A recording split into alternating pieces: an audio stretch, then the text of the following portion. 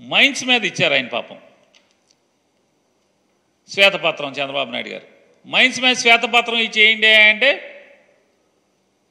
చంద్రబాబు నాయుడు గారు 5 ఏళ్ల కంటే కూడా జగన్మోహన్ రెడ్డి గారు 5 ఏళ్లలోనే మైన్స్ మీద ఆంధ్రప్రదేశ్ రాష్ట్రానికి రాబడి గట్టిగా వచ్చింది. కదా. మరి ఎవరు సమర్థవంతమైన ముఖ్యమంత్రి? అనుభవం ఉన్నటువంటి 40 ఏళ్ళ ఇండస్ట్రీ, 14 ఏళ్ళ అనుభవం ఉన్న మీరు సమర్థమైన ముఖ్యమంత్రి? కానీ మైన్స్లో మీకంటే 2-3 రెట్లు ఎక్కువ ఆంధ్రప్రదేశ్ రాష్ట్ర ప్రభుత్వానికి ఆదాయం ఎక్కువ వనకూర్చినటువంటి జగన్మోహన్ రెడ్డి సమర్థుడైన ముఖ్యమంత్రి? ఎవరు సమర్థుడు? ఇవాళ ఈయన సమర్థత జోలికి చూస్తుంటే మనం చంద్రబాబు నాయుడు గారి సమర్థత చూస్తే 40 ఏళ్ల ఇండస్ట్రీ, 14 ఏళ్ల ముఖ్యమంత్రి, జగన్మోహన్ రెడ్డి గారినేమో ఇష్టారాజ్యంగా నోటికి వచ్చినట్టు బూతులు తిడుతూ శ్వేతపత్రంలో 4 అబద్ధాలు, 10 జగన్మోహన్ రెడ్డి గారిని బూతులు తిడతాం. ఇదే కదా శ్వేతపత్రం అంటే? తిడతమే, జగన్మోహన్ రెడ్డి గారిని తిడతమే కదా. ఏంటయ్యా వీళ్ళ పరిస్థితి అంటే, ఈ 40 ఏళ్ళ ఇండస్ట్రీ, 14 ఏళ్ల అనుభవం అని చెప్పేటువంటి నారా చంద్రబాబు నాయుడు గారు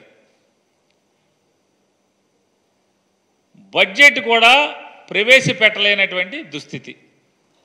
ఆంధ్రప్రదేశ్ రాష్ట్రానికి 2024-25 సంవత్సరానికి, ఆర్థిక సంవత్సరానికి బడ్జెట్ కూడా ప్రవేశపెట్టలేనటువంటి దుస్థితిలో వీళ్ళ అనుభవం ఉంది. ఎందుకు వచ్చింది? మీ అనుభవం దేం చేసుకుంటాకి? ఏమైనా అక్కడికి వచ్చిందా? బడ్జెట్ ప్రవేశపెట్టలేని పరిస్థితి కదా మీది.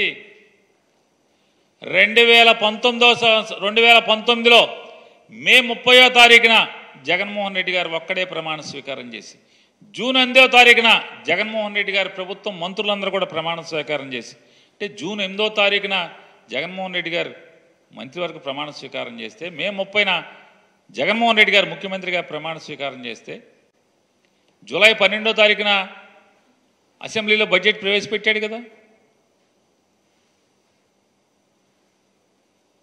జగన్మోహన్ రెడ్డి గారికి ఏం అనుభవం లేదు కదా. అనుభవం లేకపోయినా ప్రవేశపెట్టారు. ఆ రోజు ఇవాళ ఎన్నికల ముందేమో డబ్బులు ఎక్కడి నుంచి వస్తాయి, జగన్మోహన్ రెడ్డి గారి కన్నా ఎక్కువ హామీలు ఇస్తున్నారు కదా, ఆయన ఉన్నప్పుడేమో శ్రీలంక అయిపోద్దని చెప్పారు కదా, ఈ హామీలు ఎక్కడి నుంచి వస్తాయంటే సంపద సృష్టిస్తాం, సంపద సృష్టించి ఆ సంపద ద్వారా మేము జనాలకి మేము ఇచ్చిన హామీలు నెరవేరుస్తామని చెప్పినటువంటి వాళ్ళు ఇవాళ రోజు మంత్రులకి, ఆయన క్యాబినెట్లో కూడా ఇవాళ చెప్తున్నా అంట, అందరికీ చెప్పండి ప్రజలకి డబ్బులు లేవు, ఖజానాలో డబ్బులు లేవు అని చెప్పని. ఇది కూడా మోసమే. ఈ సంవత్సరం జూన్ 12వ తారీఖున చంద్రబాబు నాయుడు గారు ముఖ్యమంత్రిగా ప్రమాణ స్వీకారం చేసేటువంటి 2 రోజులు 48 గంటల ముందు కేంద్ర ప్రభుత్వం నుంచి డబల్ డెవల్యూషన్ ద్వారా 5,600 కోట్ల చిల్లర రూపాయల డబ్బులు ఆంధ్రప్రదేశ్ రాష్ట్ర ఖజానాలోకి వచ్చి పడిన మాట వాస్తవమా కాదా?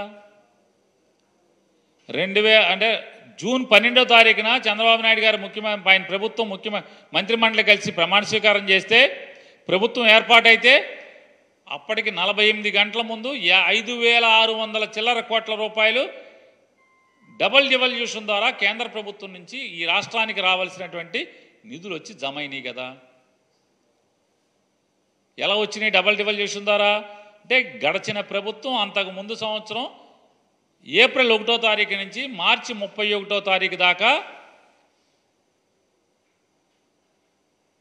వసూలు చేసినటువంటి రెవెన్యూ వసూళ్లలో కేంద్ర ప్రభుత్వం దగ్గర జమ అయితే, ఆ జమ అయినటువంటి వాటిల్లో రాష్ట్ర జనాభా దామాషా మేరకు కేంద్ర ప్రభుత్వం పంపించాల్సినటువంటి డబ్బులు, అంటే జగన్మోహన్ రెడ్డి గారి ప్రభుత్వం సంపాదించినటువంటి డబ్బులు 5,600 కోట్ల రూపాయలు కేంద్ర ప్రభుత్వం నుంచి ఆంధ్రప్రదేశ్ రాష్ట్ర ఖజానాలోకి వచ్చి పడినాయి. కానీ 2019 మే 30న జగన్మోహన్ రెడ్డి గారు ప్రమాణ స్వీకారం చేసే రోజుకి ఏంటయ్యా ఆంధ్రప్రదేశ్ రాష్ట్ర ఖజానా చంద్రబాబు నాయుడు గారు ఇచ్చి వెళ్ళిందే అంటే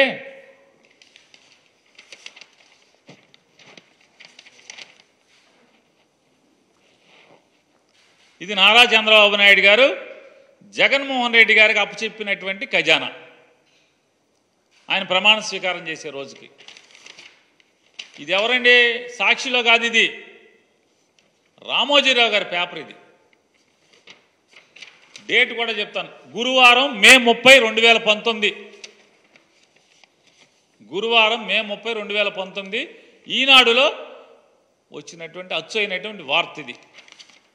ఖజానాలో ఉన్నవి 100 కోట్లే. ఈ నెల ప్రభుత్వానికి అవసరమైనవి 5,000 కోట్లు.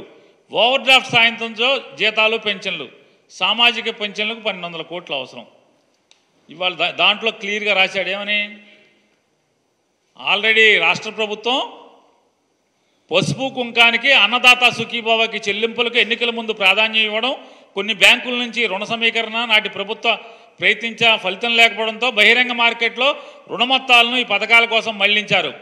ప్రతి నెల నిర్దిష్ట గడువులోపు ఓవర్ డ్రాఫ్ట్ను సర్దుబాటు చేయకపోతే రెపో రేటు కన్నా అధికంగా వడ్డీ చెల్లించాల్సి ఉంటుంది. నెలలో నిర్దిష్టంగా కొన్ని రోజుల మించి ఓవర్ డ్రాఫ్ట్ ఉంటే రిజర్వ్ బ్యాంక్ ఎలాంటి హెచ్చరికలు లేకుండానే చెల్లింపులు నిలిపివేసే ప్రమాదం ఉంది. రాష్ట్ర ఆర్థిక పరిస్థితి చాలా కాలంగా ఒడిదుడుకుల్లో ఉండటంతో ఓవర్ డ్రాఫ్టు చేబదుళ్లు తప్పడం లేదు. నిజానికి బడ్జెట్కు అనుగుణంగానే ఖర్చులకు పరిమితమై ఉంటే ఈ పరిస్థితి వచ్చి ఉండేది కాదని, కిందటి ఆర్థిక సంవత్సరం చివరిలో ప్రభుత్వం సామాజిక సంక్షేమం కోసం తీసుకువచ్చిన కొత్త పథకాల భారం వల్ల ఆర్థిక పరిస్థితి ఇబ్బందుల్లో పడిందని ఆర్థిక శాఖ అధికారులు చెప్తున్నారు. రామోజీరావు గారు రాసింది 2019 మే 30న. ఇది మన భాగోతం చంద్రబాబు నాయుడు గారు. మన 40 ఏళ్ళ ఇండస్ట్రీ. ఇవాళ జగన్మోహన్ రెడ్డి గారు అనుభవం లేనటువంటి ముఖ్యమంత్రిగా 5 ఏళ్లు పనిచేసినటువంటి జగన్మోహన్ రెడ్డి గారు చంద్రబాబు నాయుడు గారు ప్రమాణ స్వీకారం చేసే 48 గంటల ముందు 5,655.72 కోట్ల రూపాయలు ఇవాళ జమ అయినాయి. మరి ఎవరు పనోడు, ఎవరు సమర్థుడు, ఎవరు అసమర్థుడు? ఇవాళ బడ్జెట్ ఎందుకు ప్రవేశపెట్టలేదు మీరు? కొంతమంది ఏమో ఓటాన్ అకౌంట్ అంటారు, కొంతమంది ఏమో ఆర్డినెన్స్ అంటారు. ఈలోపు ఒక ఆయనేమో మీ పాత ఆర్థిక శాఖ మంత్రి ఒక ఆయన ఉన్నాడు, యనమల రామకృష్ణుడు గారు. ఆయన ఇదే తారీఖున జగన్మోహన్ రెడ్డి గారు ప్రమాణ స్వీకారం చేసిన రోజు ఆయన చెప్పాడు, ఈడికి అప్పులు ఎవడిస్తాడే, అసలు మామూలుగా అందిన కాడికి అందన కాడికి మొత్తం అప్పులు మేమే చేసేసాం, వీడికి రూపాయి అప్పు ఇచ్చేవాళ్ళు ఎవడో లేడని చెప్పారు. రిజర్వ్ బ్యాంకుకి దీంట్లో కూడా రాశారు. రిజర్వ్ బ్యాంకుకి కాగితం ఇచ్చారు, మళ్ళీ వచ్చే నెలలో మేము అప్పుకు రాము అని కూడా రాసిచ్చారు. ఇన్ రైటింగ్ చంద్రబాబు నాయుడు గారి ప్రభుత్వం ఇన్ రైటింగ్ మేము మళ్ళీ అప్పుకు రాము అని కూడా రాసిచ్చినట్టుగా కూడా రామోజీరావు గారు కూడా చెప్పారు. అంటే జగన్ గారు ఎక్కేప్పటికీ ఎక్కిన నెలలో మేము అప్పుకు రాము అని చెప్పని ఆర్బీఐకి లెటర్ రాసి ఇచ్చేళ్ళారు చంద్రబాబు నాయుడు గారు. మరి ఇవాళ జగన్మోహన్ రెడ్డి గారు 5,655.72 కోట్ల రూపాయలు ఇవాళ ఆయన గల్లాపెట్లో ఇచ్చి మీకు అప్పచెప్తే ఇవాళ మీరు అర్థం కాని పరిస్థితి, కింద మీద అయ్యే పరిస్థితి.